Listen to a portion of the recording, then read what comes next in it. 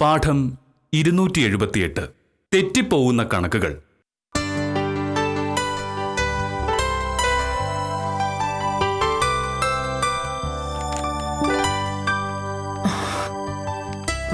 മോഹനേട്ടാ, ഞാനൊരു കാര്യം പറഞ്ഞ പിണങ്ങരുത്. എടുത്തു ചാടി കടിക്കാനും വരരുത്. കടിക്കാൻ ഞാനെന്താ പട്ടിയോ? പട്ടിയാണെങ്കിൽ എന്തെങ്കിലുമൊക്കെ പറഞ്ഞ് മനസ്സിലാക്കാമായിരുന്നു. പക്ഷെ ഇത് കാട്ടുപോത്തല്ലേ? കാട്ടുപോത്ത് കടിക്കുമോ? അതെനിക്കൊരു പുതിയ അറിവാണ്.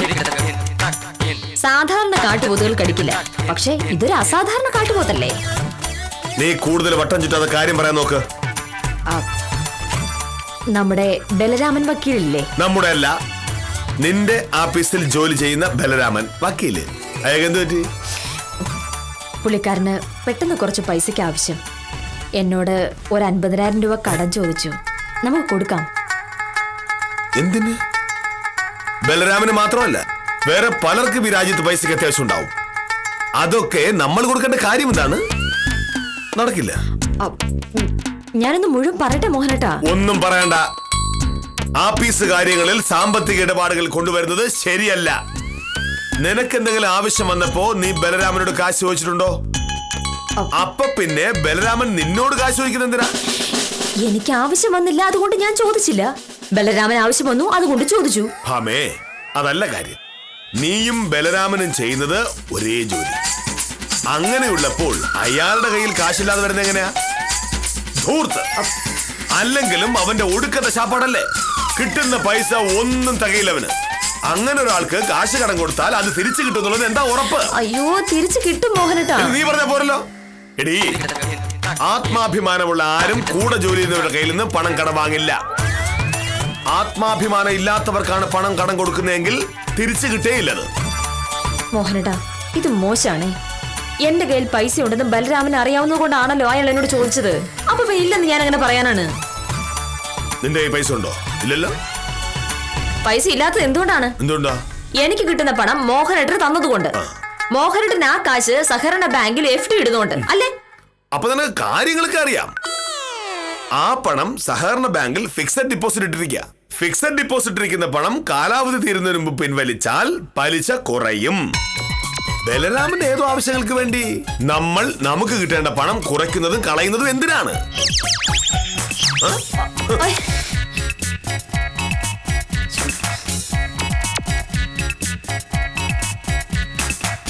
മോഹനേട്ടാ, മോഹനേട്ടന്റെ കയ്യിൽ പൈസ ഇല്ലെന്ന് എനിക്കറിയാം. എന്റെ കയ്യിലും ഇല്ല. ഞാൻ ഒരു ഐഡിയ പറയട്ടെ. എവിടെയെങ്കിലും കയറി കക്കാവുന്നതായിരിക്കും. കട്ടായം പേടിക്കണല്ലോ. സ്വന്തമായൊരു വക്കീലുള്ളപ്പോ പിന്നെന്ത് പേടിക്കാനാ? ഒരു കാര്യം പറഞ്ഞു വരുമ്പോ കളിയാക്കാൻ നിൽക്കല്ലേ. ഞാൻ ഉപയോഗിക്കാതെ ബാങ്കിൽ വെച്ചിരിക്കുന്ന സ്വർണ്ണമില്ലേ, എന്തായാലും 10-15 പവനുണ്ട്. അതിൽ നിന്ന് ഒരു 4 പവനെടുത്ത് നമുക്ക് പണയം വെച്ചാലോ? 50,000 രൂപ കിട്ടും. ഓഹോ, അപ്പൊ കാര്യങ്ങൾ അത്രയ്ക്കായി. ഹമേ, ബാങ്ക് ലോക്കറിൽ ഇരിക്കുന്ന സ്വർണം നിന്റെ അച്ഛൻ നിനക്ക് വാങ്ങി തന്നതാണ്. അങ്ങനെ ഒരു വസ്തു ബലരാമൻ വക്കീലിന്റെ പേരിൽ പണയം വെക്കുക എന്ന് പറഞ്ഞാൽ നീ നിന്റെ അച്ഛനോട് നന്ദികേട് കാണിക്കുന്നതിന് തുല്യമാണ്. സ്വർണം എടുത്ത് ബലരാമന് വെറുതെ കൊടുക്കല്ലോ.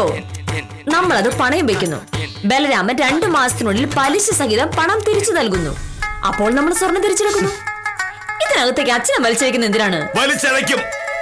കാരണം ആരോടെങ്കിലും തോന്നുന്ന സഹതാപത്തിന്റെ പേരിൽ തോന്നും പോലെ ദുരുപയോഗം ചെയ്യാനുള്ളതല്ല നിന്റെ അച്ഛൻ നിനക്ക് തന്ന സ്വർണം.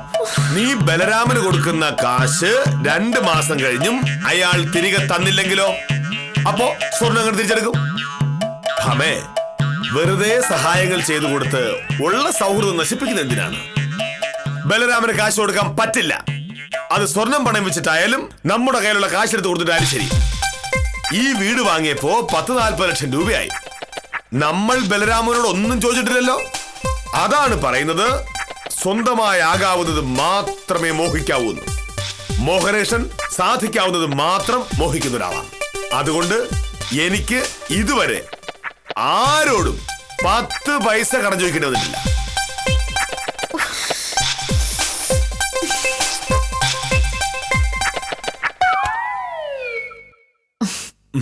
ഈ കാര്യത്തിൽ വെറുതെ എന്തിനാ മോഹനേട്ട വാശി?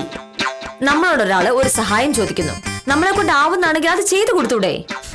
നാളെ ഇതുപോലെ നമുക്കൊരാവശ്യം വന്നാലോ? ആ പറഞ്ഞതിൽ കാര്യമുണ്ട്.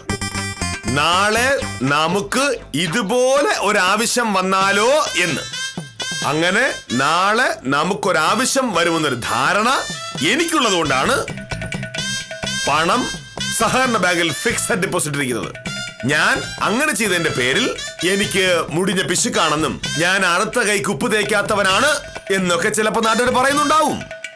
ആയിക്കോട്ടെ, എനിക്ക് അതിലൊരു വിഷമവുമില്ല. കാരണം എനിക്ക് നാളെ ഒരു ആവശ്യം വരുമ്പോ നിന്റെ ബലരാമ വക്കീൽ ചെയ്ത പോലെ കൂടെ ജോലി ചെയ്യുന്നവരുടെ അടുത്ത് പോയി തെണ്ടേണ്ട ആവശ്യം എനിക്ക് വരില്ല. മനസ്സിലായോ? ഓ, മോഹനയുടെ പറയുന്നത് കേട്ടതൊന്നും ഈ ലോകത്ത് വേറെ ആരുടെ സഹായം കൂടാതെ ജീവിക്കാൻ നമുക്ക് പറ്റുമെന്ന്. മനുഷ്യന് ജീവിക്കാൻ പൈസ മാത്രം പോരാ. പൈസ മാത്രം പോരാ, പക്ഷെ മനുഷ്യന് ജീവിക്കാൻ ആവശ്യമുള്ള മറ്റു കാര്യങ്ങൾ പൈസ കൊടുത്താൽ കിട്ടും. അതറിയാവുന്നത് കൊണ്ടാണ് ഞാൻ സഹകരണ ബാങ്കിൽ കാശ് നിക്ഷേപിച്ചിരിക്കുന്നത്. ബാക്കി ഫോൺ എടുത്തിരുന്നു.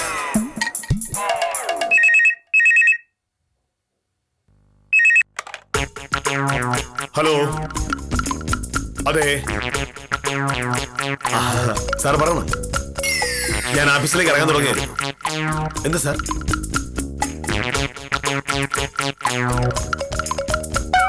പെട്ടെന്ന് അങ്ങനെ പറഞ്ഞ അതല്ല സാർ, വീട് ആധാർജിയായിട്ട് കുറച്ച് ദിവസമല്ലായുള്ളൂ.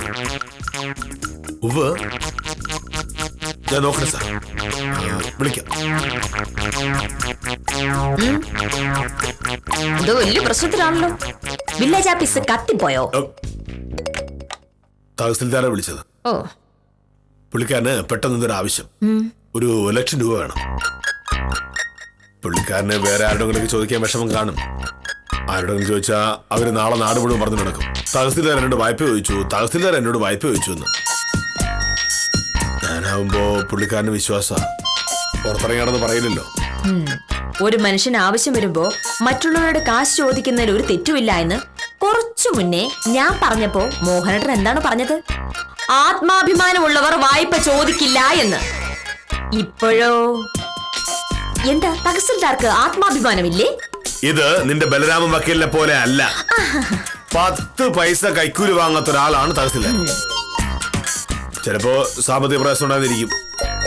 അതൊക്കെ ഓരോരുത്തരുടെ ആവശ്യം പോലിരിക്കും. എന്നിട്ടിപ്പോ എന്ത് ചെയ്യാൻ പോന്നു? കാശ് കൊടുക്കുന്നോ ഇല്ലയോ? 1 മാസത്തിനുള്ളിൽ തിരിച്ചറിയുന്ന സാർ പറഞ്ഞത്. പെട്ടെന്ന് 1 ലക്ഷം രൂപ ബാങ്കുകളുടെ നിലയെടുത്തല്ലേ വീട് ആധാരം ചെയ്തത്. ഒരു കാര്യം ചെയ്യാം, മോഹനേട്ടൻ ആരോടെങ്കിലും വായ്പ ചോദിക്കാം. തഹസിൽദാർക്ക് വായ്പ ചോദിക്കാമെങ്കിൽ പിന്നെ വില്ലേജ് ഓഫീസർക്ക് ആയിക്കൂടെ? എന്താ ആലോചിക്കുന്നത്? മോഹനേട്ടന് വായ്പ ചോദിക്കാൻ പറ്റില്ല. കാരണം ഭൂമിയിൽ ആരോടും 1 രൂപ പോലും വായ്പ വാങ്ങാത്ത ഒരേ ഒരു ജീവിയാണല്ലോ വില്ലേജ് ഓഫീസർ മോഹനകൃഷ്ണൻ. പക്ഷേ തഹസിൽദാരെ സഹായിക്കുകയും വേണം. ഒന്നാമത് തഹസിൽദാരെ മോഹനേട്ടന് വലിയ ബഹുമാനമാണ്. രണ്ടാമത് ഇന്ന് ചെയ്യുന്ന സഹായത്തിന്റെ പേരിൽ നാളെ തഹസിൽദാരിൽ നിന്ന് തിരിച്ചെന്തെങ്കിലും പ്രതീക്ഷിക്കുകയും ചെയ്യാം. തിരിച്ചൊന്നും പ്രതീക്ഷിച്ചിട്ടല്ല. പക്ഷേ സാർ ആദ്യമായിട്ടൊരു കാര്യം ചോദിച്ചിട്ട് ചെയ്യാൻ പറ്റുമെന്ന് പറഞ്ഞാൽ. ബലരാമൻ ആദ്യമായിട്ട് എന്നോടൊരു കാര്യം പറഞ്ഞിട്ട് എനിക്കും അത് ചെയ്യാൻ പറ്റിയില്ലല്ലോ. മോഹനേട്ടാ, കാശിന് ആവശ്യം എല്ലാവർക്കും വരും. അല്ലാതെ തഹസിൽദാരുടെ ആവശ്യം ന്യായം, ബലരാമന്റെ ആവശ്യം അന്യായം എന്നൊന്നും പറയരുത്. ഇതിപ്പോ 10 മിനിറ്റ് മുന്നേ എന്നോട് കയർത്തതിന് ദേവ് തന്ന ശിക്ഷയാണ്. എങ്ങനെ 1 ലക്ഷം രൂപ ഉണ്ടാക്കാമെന്ന് ഇവിടെ നിന്ന് ആലോചിക്കും.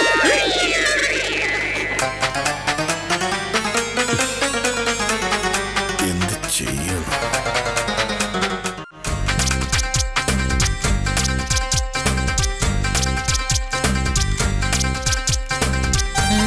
നിന്റെ ഭാഷ എനിക്ക് മനസ്സിലാവും. പക്ഷേ തഹസിൽദാരെ പോലെ ഒരാളൊരു ആവശ്യം പറയുമ്പോ പറ്റില്ലെന്ന് പറയുന്നത് എങ്ങനെയാ? പറ്റില്ലെന്ന് പറയണ്ട മോഹനേട്ടാ. മോഹനേട്ട പൈസ കൊടുക്ക്. പക്ഷേ സഹകരണ ബാങ്കിൽ ആകെയുള്ളത് കുറച്ച് പൈസയല്ലേ, അതും ഫിക്സഡ് ഡെപ്പോസിറ്റ്. അതെടുക്കാന്ന് വെച്ചാൽ എന്നാ പിന്നെ കൊടുക്കണ്ട. കൊടുക്കാതിരുന്ന തഹസിൽദാരെന്ന് വിചാരിക്കും. അത് കൊള്ളാം. ഇല്ലാത്ത പൈസ നമ്മൾ എവിടുന്ന് എടുത്ത് കൊടുക്കാനാ മോഹനേട്ടാ? നീ വിചാരിച്ച ഒരു ചെറിയ സഹായമൊക്കെ ചെയ്യാൻ പറ്റും. ഞാനും നീ നേരത്തെ പറഞ്ഞില്ലേ നിന്റെ ആഭരണങ്ങൾ പണയം വെച്ചാ പൈസ കിട്ടുമെന്ന്. നമുക്ക് അങ്ങനെ ചെയ്താലോ? എന്റെ അച്ഛൻ എനിക്ക് വാങ്ങിത്തുന്ന സ്വർണ്ണാഭരണങ്ങൾ എന്റെ കൂടെ ജോലി ചെയ്യുന്ന ബലരാമന് വേണ്ടി പണയം വെച്ചാൽ അത് അച്ഛനോട് ചെയ്യുന്ന നന്ദികേട്. പക്ഷെ എനിക്ക് നേരിട്ട് ഒരു പരിചയവുമില്ലാത്ത തഹസിൽദാർക്ക് വേണ്ടി അതേ സ്വർണ്ണാഭരണങ്ങൾ പണയം വയ്ക്കാം. ഇത് എവിടുത്തെ ന്യായമാണ്? ഈ ബലരാം വക്കീലിനെ പോലെയാണോ തഹസിൽദാര്? എനിക്ക് എന്റെ കൂടെ ജോലി ചെയ്യുന്ന ബലരാമൻ വക്കീലാണ് വലുത്. മോഹനേട്ടന് മേലാഫീസറായ തഹസിൽദാരും. ബലരാമൻ വക്കീലിന് കൊടുക്കാൻ പറ്റാത്ത പൈസ തഹസിൽദാർക്ക് കൊടുക്കണ്ട. ഉറപ്പാണോ? എന്താ സംശയം? പക്ഷേ ഞാൻ തഹസിൽദാർക്ക് ഇന്ന് 1 ലക്ഷം രൂപ കൊടുത്തിരിക്കും. കളഞ്ഞിട്ടടിക്കാൻ പോവാ? നിന്റെ കയ്യിൽ കുറച്ച് സ്വർണ്ണമുണ്ടെന്നുള്ള അഹങ്കാരമാണ് നിനക്ക്. നീ അത് കണ്ടുപിടിച്ച കരുതോ? എനിക്ക് എന്താ ചെയ്യാൻ പറ്റും ഞാൻ കാണിച്ചു തരാം. എനിക്ക് പണയം വെക്കാൻ സ്വന്തമായിട്ട് സ്വർണ്ണമെങ്കിലും ഉണ്ട്. വില്ലേജ് ഓഫീസർക്ക് എന്താണുള്ളത്? ഇവിടെ വാ. ഈ കൂടെ നമുക്ക് പണയം വെക്കാം. പക്ഷേ ഇപ്പൊ പണയം വെച്ച കാര്യമായിട്ടൊന്നും കിട്ടാനില്ല. മോഹനേട്ടൻ മരിച്ച് 100 കൊല്ലം കഴിഞ്ഞ് ജീവിച്ചിരുന്ന ഏറ്റവും മഹാനായ വില്ലേജ് ഓഫീസർ എന്ന് പേരൊക്കെ കിട്ടിക്കഴിയുമ്പോ ഈ കൂടെയും എവിടെ ഈ ബാഗും നമുക്ക് ലേലത്തിന് വെക്കാം. ഗാന്ധിജിയുടെ കണ്ണടിയും ഊന്നുവടിയും പുസ്തകങ്ങളും ഒക്കെ അങ്ങനെ ലേലം ചെയ്തിട്ടുണ്ട് അത്ര. പക്ഷേ മോഹനേട്ടാ, ഇന്നത്തെ ആവശ്യത്തിന് എന്ത് ചെയ്യും? മോഹനകൃഷ്ണൻ ഇന്ന് തഹസിൽദാർക്ക് കാശ് കൊടുത്തിരിക്കും. സഹകരണ ബാഗിലെ കാശ് എടുത്താൽ മതി. അതെടുക്കാതെ തന്നെ തഹസിൽദാർക്ക് ഞാൻ പണം കൊടുത്തിരിക്കും. കൈക്കൂലി വാങ്ങിയാ മതി. വാങ്ങാൻ സാറ് തയ്യാറാണെങ്കിൽ കൊള്ളാവുന്ന കക്ഷികളെ ഞാൻ അങ്ങോട്ട് പറഞ്ഞു വിടാം. കൈക്കൂലിയും കൊണ്ടുവരുന്നവന്റെ കൈ ഞാൻ വിട്ടും പറഞ്ഞു വിടുന്നോളെ. ഇതാണ് വില്ലേജ് ഓഫീസർ മോഹനകൃഷ്ണൻ. നെടുകയും കുറുകയും പോകാൻ സമ്മതിക്കില്ല.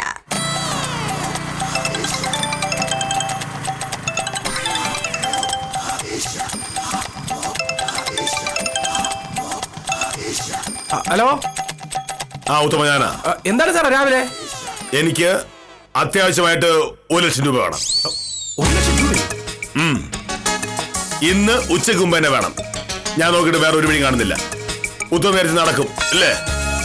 അല്ല സാറേ, 1 ലക്ഷം രൂപ പെട്ടെന്ന് ഉണ്ടാക്കണമെന്ന് പറഞ്ഞാ ഈ അത്യാവശ്യമാണ് ഉത്തമ.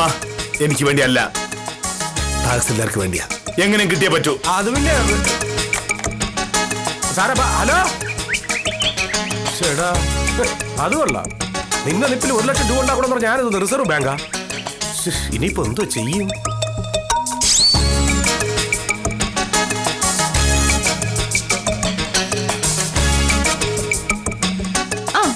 എന്തായി? കാശ് റെഡിയായോ? വില്ലേജ് ഓഫീസറുടെ മുഖത്തൊരു സന്തോഷമില്ലല്ലോ. അതിനർത്ഥം കാശ് റെഡിയായില്ല എന്ന് തന്നെയാണ്. ഇനി എന്ത് ചെയ്യും? മോഹനട്ടോ, ഇപ്പൊ മനസ്സിലായോ? ഒരാൾക്കും പരസഹായമില്ലാതെ നമ്മുടെ നാട്ടിൽ ജീവിക്കാൻ പറ്റില്ല. ഓരോ നിസാര കാര്യത്തിന്റെ പേരിലും നിയമവും ന്യായവും പറഞ്ഞ് വാശി പിടിക്കുമ്പോഴേ ഓർക്കണമായിരുന്നു. ഉദാഹരണമായി നമ്മുടെ 5 വീടിനപ്പുറത്ത് താമസിക്കുന്ന കമല ചേച്ചിയുടെ കാര്യം ഓർമ്മയുണ്ടോ? അവർ ഉപജീവന മാർഗമായി ഒരു കൊച്ചു ചിട്ടി നടത്തുന്നുണ്ട്. ഇവിടെ വന്ന് 4-5 മാസം മുന്നേ മോഹനേട്ടനോട് അവര് കരഞ്ഞു പറഞ്ഞതല്ലേ ചിട്ടിയിൽ കൂടാമോ എന്ന്. അന്ന് മോഹനേട്ടൻ എന്താ പറഞ്ഞത്? ഇങ്ങനെ സ്വകാര്യ വ്യക്തികൾക്ക് ചിട്ടി നടത്താൻ അനുവാദമില്ല, ചിട്ടിയുടെ രജിസ്ട്രേഷൻ സർട്ടിഫിക്കറ്റ് എവിടെ, ഇതെല്ലാം തട്ടിപ്പാണ് എന്നൊക്കെ. അത് ഞാനിപ്പോഴും പറയുന്നു. ഇങ്ങനെ സർക്കാർ അംഗീകാരമില്ലാത്ത ചിട്ടിക്കമ്പനികൾ പൊട്ടി ആളുകൾക്ക് എത്ര ലക്ഷം രൂപയാണ് നഷ്ടമാകുമെന്ന് അറിയാമോ? ഇത്തരം തട്ടിപ്പുകളെ കുറിച്ച് ദിവസവും പത്രങ്ങളിൽ വന്നിട്ടും നിന്നെ പോലുള്ളവർ പിന്നെയും കമല ചേച്ചി, ശാന്ത ചേച്ചി എന്ന ചിട്ടിക്കാരുടെ പിന്നാലെ ഇങ്ങനെ പോകുന്ന കാണുമ്പോ ഞാൻ പ്രതികരിക്കും. കമല ചേച്ചി നടത്തുന്നത് ആകെ 1 ലക്ഷം രൂപയുടെ ചിട്ടിയാണ്. ഈ ചുറ്റുവട്ടത്തുള്ള പരസ്പരം പരിചയമുള്ള 20 പേരെയാണ് അതിൽ ചേർത്തിരിക്കുന്നത്. ഇത് എന്ത് തട്ടിപ്പുണ്ടാവാനാണ്? ആ പാവ സ്ത്രീക്ക് മാസാമാസം ഒരു ചെറിയ തുക കമ്മീഷനായിട്ട് കിട്ടും. അപ്പോ അവരെ സഹായിക്കല്ലേ വേണ്ടത്? അതിന് മോഹനേട്ടൻ തയ്യാറല്ല. ചിട്ടിക്ക് ചേരണമെന്ന് നിർബന്ധമാണെങ്കിൽ സഹകരണ ബാങ്കിൽ ചേർന്നൂടെ? സ്വകാര്യ വ്യക്തികളെ നമ്മൾ എങ്ങനെ വിശ്വസിക്കും? ഈ സഹകരണ ബാങ്കിൽ മോഹനേട്ടൻ ആരെങ്കിലും കൈവശം തന്നിട്ടുണ്ടോ? എന്ത് പറഞ്ഞാലും ഒരു സഹകരണ ബാങ്ക് ബാക്കിയുള്ളതെല്ലാം തട്ടിപ്പോവും. മോഹനകൃഷ്ണൻ ഒരു സർക്കാർ ഉദ്യോഗസ്ഥനാണ്. ഈ ലോകത്ത് എനിക്ക് സർക്കാരിനെ മാത്രമേ വിശ്വാസമുള്ളൂ. അപ്പോ കമല ചേച്ചി എന്നൊരു സ്ത്രീയെ വിശ്വസിച്ച് എങ്ങനെ ഞാൻ പണം മുടക്കും? ഒരു ദിവസം രാവിലെ അവർ കിട്ടിയതും വാരി കെട്ടി അങ്ങ് സ്ഥലം വിട്ട് പോയാലോ? കുറ്റം പറഞ്ഞിട്ട് യാതൊരു കാര്യമില്ല. സ്വന്തം ഭാര്യ പോലും സർക്കാർ കഴിഞ്ഞേ ഉള്ളൂ എന്ന് പറയുന്ന ആളോട് എന്തു പറയാനാണ്? മോഹനേട്ടൻ സർക്കാരിനെ കെട്ടിപ്പിടിച്ചിങ്ങനെ ഇരുന്നോ. തഹസിൽദാർക്ക് കാശ് കൊടുക്കുന്ന കാര്യം അങ്ങ് മറന്നേക്കും. അത് വെറും സ്വപ്നമായിരുന്നു.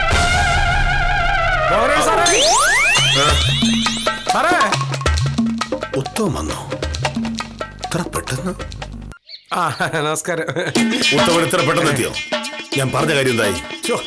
എന്റെ പൊന്ന് സാറേ, നിന്ന നിപ്പിൽ 1 ലക്ഷം രൂപ ഉണ്ടാക്കണമെന്ന് പറഞ്ഞാൽ ഞാൻ എവിടെ നിന്നിട്ടുണ്ടാക്കാനാണ്? വില്ലേജ് ഓഫീസറായ സാറ് വിചാരിച്ചിട്ട് നടക്കുന്നില്ല, പിന്നെ ഞാൻ വിചാരിച്ച നടക്കുവോ? ഞാൻ വിചാരിച്ചാൽ നടക്കാഞ്ഞിട്ടല്ല ഉത്തമ. പിന്നെ ഞാൻ ചോദിച്ചാൽ തരാൻ ഒരുപാട് പേരുണ്ടാവും.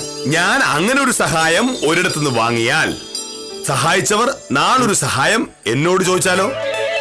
ഉദാഹരണത്തിന് ഞാൻ ബ്ലേഡ് കമ്പനി നടത്തുന്ന പത്രോസിൽ നിന്ന് കടം വാങ്ങുന്നു എന്ന് കരുതുക. ചോദിക്കുന്നത് ഞാനായതുകൊണ്ട് പത്രോസ് കാശ് തരും. പക്ഷേ അടുത്ത ആഴ്ച എന്തെങ്കിലും ഒരു സർട്ടിഫിക്കറ്റിനായി പത്രോസ് വില്ലേജ് ഓഫീസിലേക്ക് വരുമ്പോ ഞാൻ സഹായിക്കേണ്ടി വരില്ലേ? ശരി, പത്രോസിനെ വിട്. സാറിന്റെ ഓഫീസിലുള്ള ആരോടെങ്കിലും ചോദിച്ചൂടെ? ആ സ്വയംപ്രഭ സാറിന്റെ കയ്യിലൊക്കെ പൂത്ത കാശ് കാണുമെന്ന്. അത് ശരിയാവില്ല. അങ്ങനെ ഞാൻ സ്വയംപ്രഭയുടെ കയ്യിൽ നിന്ന് കാശ് വാങ്ങിയാൽ ഇനി സ്വയംപ്രഭ സ്ഥിരമായി 11 മണിക്ക് ഓഫീസ് വരും. എനിക്ക് എന്തെങ്കിലും പറയാൻ പറ്റൂ? ഇപ്പൊ തന്നെ തഹസിൽദാര് എന്നെ വിളിച്ച് കാശ് വെച്ച് എന്തുകൊണ്ടാ? പുള്ളിക്കാരന് അങ്ങനെ ഒരു സഹായം ചെയ്തു കൊടുക്കുന്നത് കൊണ്ട് ഞാൻ തിരിച്ചൊന്നും ചോദിക്കില്ല എന്ന് പുള്ളിക്കാരനറിയാം. അതായത് സാർ ഇപ്പൊ പറഞ്ഞു വരുന്നത്, ഞാൻ 1 ലക്ഷം രൂപ തന്ന് സാറിനെ ഇപ്പൊ സഹായിച്ചാലും അതുകൊണ്ട് തിരിച്ചൊരു ഉപകാരം ഞാൻ പ്രതീക്ഷിക്കണ്ട എന്നാണ്. അത് ശരിയല്ലല്ലോ ഉത്തമ.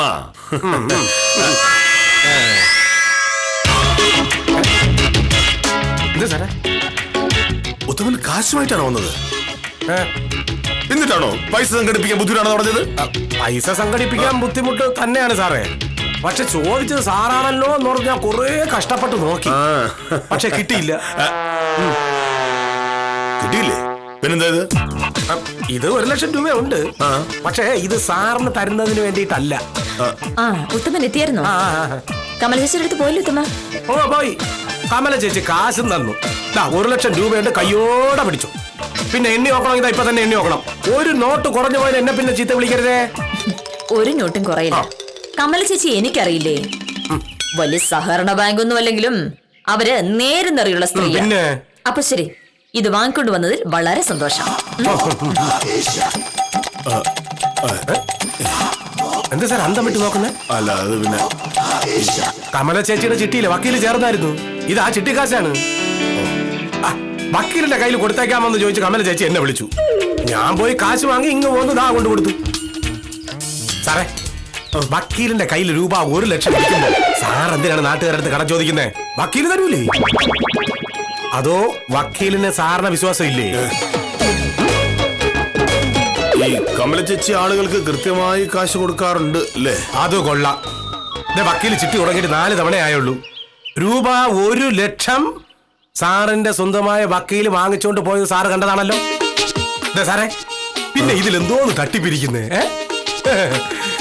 ഞാൻ പോന്നേ.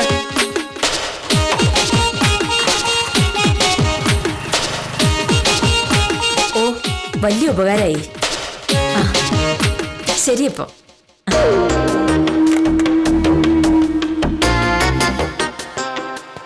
നീ കമല ചേച്ചിയുടെ ചിട്ടി ചേർന്നിട്ടുണ്ടായിരുന്നോ? ചേർന്നതുകൊണ്ടാണല്ലോ ഇപ്പൊ കാശ് കിട്ടിയത്. നീ അതിനോട് പറഞ്ഞില്ലല്ലോ. എങ്ങനെ പറയും? അന്നിവിടെ ചിട്ടിയിൽ ചേരാമോ എന്ന് ചോദിച്ചു വന്ന കമല ചേച്ചിയോട് എന്തൊക്കെ ന്യായമാണ് പറഞ്ഞത്? അങ്ങനെയുള്ളപ്പോ ഞാൻ ചിട്ടിയിൽ ചേർന്നോ എന്ന് പറഞ്ഞിട്ടുണ്ടെങ്കിൽ മോഹനേട്ടൻ എന്നെ ജീവിക്കാൻ വിടുവോ? കമല ചേച്ചി പോയി കഴിഞ്ഞപ്പോ എനിക്കാകെ വിഷമായി. ഭർത്താവ് മരിച്ചുപോയൊരു സ്ത്രീ, ആകെയുള്ളൊരു മോനെ പഠിപ്പിക്കാനാണ് അവരീ പാടക്കപ്പെടുന്നത്. നമ്മൾ ആ ചിട്ടി ചേർന്ന അതവർക്കൊരു സഹായമാവുമെന്ന് തോന്നി ചേർന്നു. പക്ഷേ അന്ന് ഞാനങ്ങനെ ചിട്ടി ചേർന്നുകൊണ്ട് ശരിക്കും സഹായമായത് മോഹനേട്ടനാണ്. എനിക്കോ? തഹസിൽദാർക്ക് കാശ് കൊടുക്കണ്ടേ? ഈ 1 ലക്ഷം രൂപ അതിനാണ്. ഭാമേ, മോഹനേട്ടൻ ഉത്തമനെ ഫോൺ വിളിക്കാനായി ആ മുറിന്ന് ഇങ്ങോട്ട് പോന്നപ്പോഴാണ് എനിക്ക് ഈ ഐഡിയ കിട്ടിയത്. ഞാൻ മോഹനേട്ടനെ അറിയാതെ കമല ചേച്ചി വിളിച്ചു.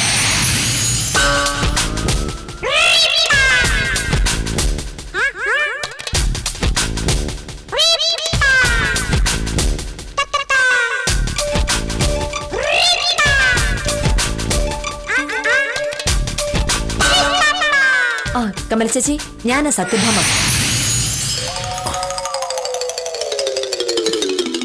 കാര്യം പറഞ്ഞപ്പോ കമല ചേച്ചി പറഞ്ഞു, പൈസ ഞാൻ കൊടുത്തു വിടാം.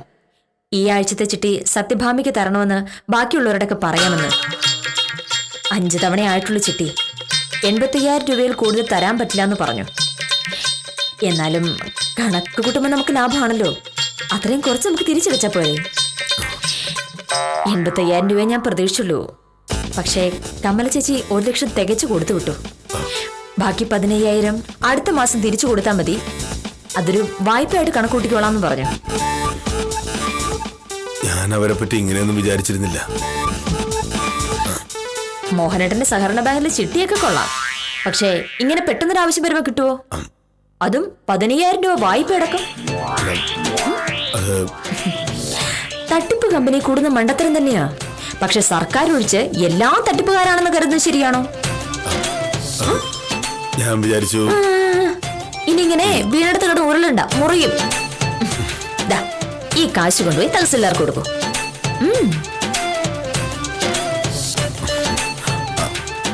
അപ്പം ബലരാമൻ ബലരാമന് കൊടുക്കാൻ കാശില്ലല്ലോ. ആകെ 1 ലക്ഷം അല്ലേ ഉള്ളൂ. എങ്കിൽ പിന്നെ നിന്റെ ആ 4 പവൻ പണയം വെച്ചാലോ? ബലരാമൻ എന്തെങ്കിലും അത്യാവശ്യമായിരിക്കും. പണയം വെക്കാൻ മോഹനട്ടാ, പക്ഷേ അത് അച്ഛനോട് കാണിക്കുന്നത് നന്ദികേടാവില്ലേ? ആവില്ലേ? ഇല്ലല്ലേ? എന്നാ പിന്നെ കൊടുക്കാം. മോഹനകൃഷ്ണന്റെ ചില കണക്ക് കൂട്ടലുകൾ തെറ്റുന്നത് ആദ്യമായിട്ടല്ല. പക്ഷേ എന്തൊക്കെ വാശിയും എടുത്തുചാട്ടവും കാണിച്ചാലും ഒടുവിൽ സഹായത്തിന് സത്യഭാമ ഉണ്ടാവുമെന്ന കണക്കുകൂട്ടൽ ഒരിക്കലും തെറ്റിയിട്ടുമില്ല. കണക്ക് കൂട്ടിയും കുറച്ചും പിണങ്ങിയും ഇണങ്ങിയും മോഹനകൃഷ്ണനും സത്യഭാമയും പിന്നെയും പിന്നെയും മുന്നോട്ട് തന്നെ പോവുകയാണ്.